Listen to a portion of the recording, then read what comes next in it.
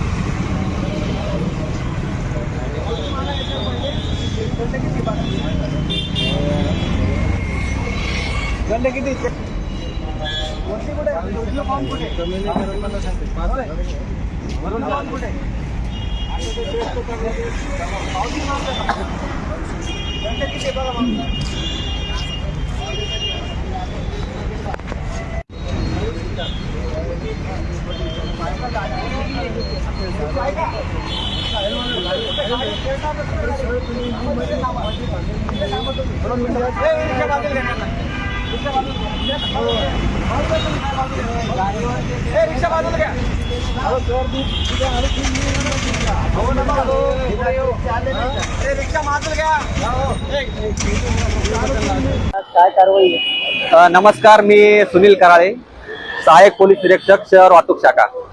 आज रोजी आम्ही वरिष्ठांच्या आदेशान्वये ज्या कसूरदार रिक्षा चालक आहे, ज्यांच्या जे नियमांचं उल्लंघन करतायत, जसे की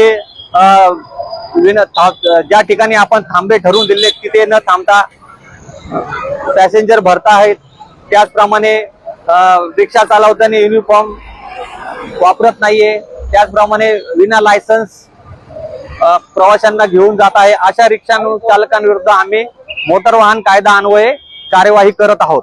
आणि त्याचबरोबर इथून मागील त्या रिक्षांवर जो काही प्रलंबित दंड आहे ती देखील वसूल करत आहोत।